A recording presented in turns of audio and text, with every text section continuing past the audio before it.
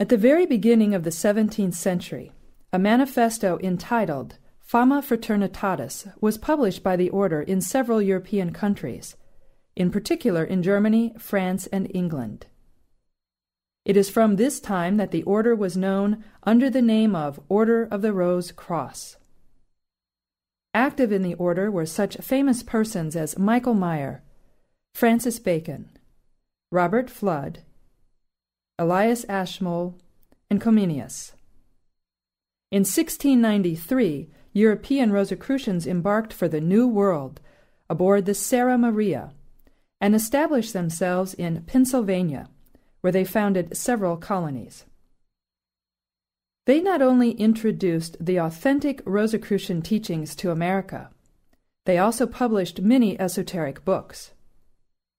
Under their impetus, the world of the arts, sciences, and literature experienced an unprecedented expansion in the United States, and many institutions were created in this country. Thanks to them, such eminent people as Benjamin Franklin and Thomas Jefferson were initiated into Rosicrucian philosophy, from which they drew inspiration throughout their lives. In 1801, the order in the United States entered into a time of dormancy. However, it remained very active in France, Germany, England, Switzerland, Spain, Russia, and in the East.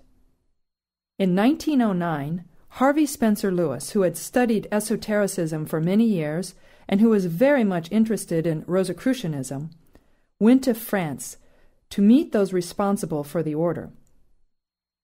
After having undergone many examinations and various tests, he was initiated in Toulouse and charged with preparing for the reemergence of the Rosicrucian order in America, even while the First World War loomed in Europe. When all was ready for this reemergence, a manifesto was published to announce to the United States the new cycle of activity of the order, which was then designated by the name Ancient and Mystical Order Rosae Crucis. Appointed to the position of imperator, Harvey Spencer Lewis began to commit the Rosicrucian teachings to writing, using for that purpose the archives that the Rosicrucians of France had entrusted to him. Finally, this method of teaching was made available to the whole world. In this way, Amorc became the trustee of the Rosicrucian tradition in every country where it could freely conduct its activities. With the death of Harvey Spencer Lewis, which occurred on August 2, 1939, Ralph Maxwell Lewis was appointed imperator by the Supreme Council of Amorc. A Rosicrucian for many years, he took up this duty with much courage and self-sacrifice. Working tirelessly in the service of the Rose Cross, he contributed to its spread throughout the whole world. Under his impetus, the order continued to develop in many countries and to spread its ideals to all continents. Known for his humanism, he also made it his duty to support ideas which contributed to the well-being of humanity and to the evolution of consciousness.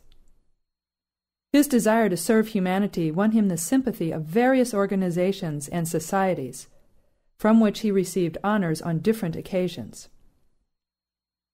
With his death, which took place on January 12, 1987, we are left with the memory of a great philosopher.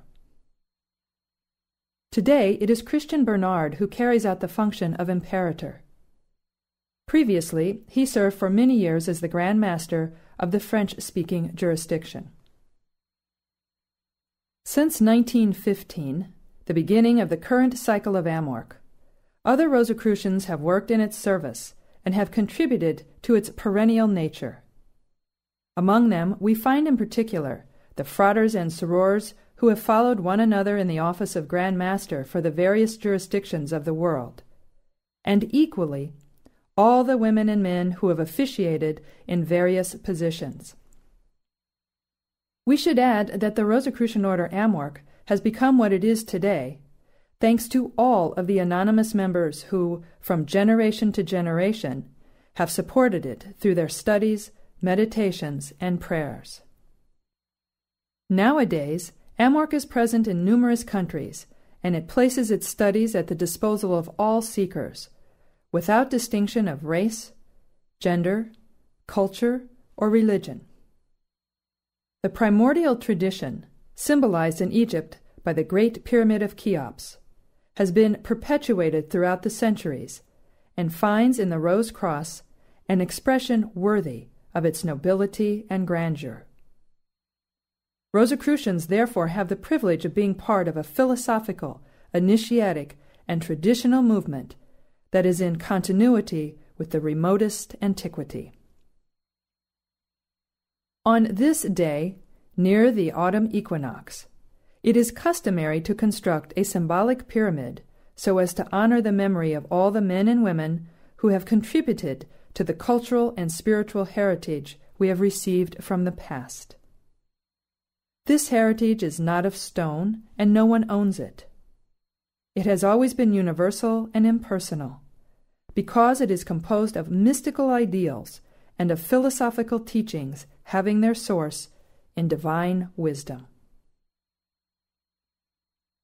May we be worthy of it, and deserve the honor of belonging to an order whose mission is to preserve it and to transmit it to future generations. So mote it be.